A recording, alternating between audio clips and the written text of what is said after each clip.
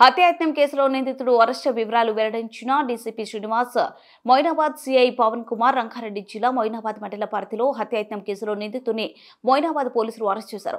నకిలీ పత్రాలు, భూ కబ్జాలు, బ్లాక్ మెయిల్ చేయడం తదితర 12 రకాల కేసులో నమోదైన నిందితుడు తప్పించుకుని తిరుగుతున్న వ్యక్తిని ఎట్టకేలకు మొయినాబాద్ పోలీసులు పట్టుకున్నారు.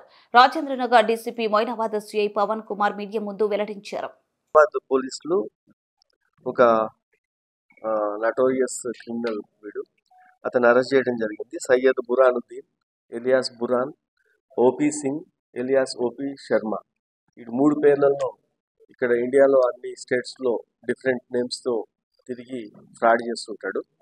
ఇతను 2023 సంవత్సరంలో ఒక 6 ఎకరాల భూమి పంచాయతీలో మొయినాబాద్ లిమిట్స్లో ఇంకొక 8 మందితో కలిసి ఒక భూమిని కబ్జా తీసుకోవడానికి ప్రయత్నించి అడ్డం వచ్చిన వాళ్ళని హత్య చేయడానికి ప్రయత్నించిన కేసులో ఇతను నిందితుడుగా ఉన్నాడు.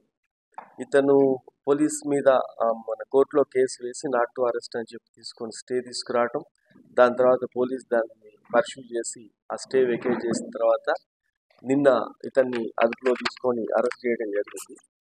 ఇతను ఇప్పటి వరకు హైదరాబాద్ సిటీలో 4 క్రిమినల్ కేసులు, తర్వాత సైబరాబాద్లో 8 కేసుల్లో నిందితుడిగా ఉన్నాడు.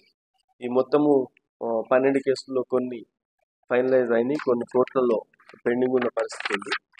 ఇతను ఎంఓ ఏంటంటే ఈ చీటింగ్లో ఇతను తిట్ట కాబట్టి చాలామంది ఫేమస్ లీడర్స్తో, సెలబ్రిటీస్తో ఫొటోస్ తీసుకొని జనరల్ అకేషన్స్లో అందరికీ కూడా వాళ్ళందరూ నాకు చాలా దగ్గర అనే ఉద్దేశాన్ని క్రియేట్ చేసి పెద్ద పెద్ద ఇష్యూస్లో అంటే సిబిఐ కానీ, ఈడీ కానీ, ఏసీబీ కానీ ఇటువంటి ఏదైనా మేజర్లీ సెంట్రల్ ఏజెన్సీస్ని లో ఏదైతే కేసెస్ పెండింగ్ ఉంటాయో వాళ్ళకి నేను చేయించి పెడతాను అని చెప్పి కాంట్రాక్ట్లు ఇప్పిస్తానని చెప్పి మోసం చేయడం జరుగుతూ ఉంది.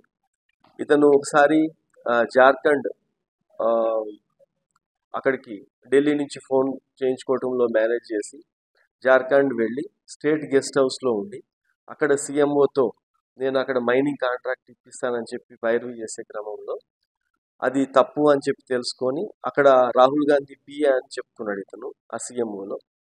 వాళ్ళు ఎంక్వైరీ చేసుకున్న తర్వాత జార్ఖండ్ పోలీసులు అక్కడ అరెస్ట్ చేయడం జరిగింది. దాన్ని మళ్ళీ ఇతను హైకోర్టులో ఛాలెంజ్ చేయడము అది ఇప్పుడు నడుస్తూ ఉంటుంది. అలానే ఒక ఐఏఎస్ ఆఫీసర్ మీద సిబిఐ ఎంక్వైరీ జరుగుతున్న ప్రాసెస్లో ఇతను నేను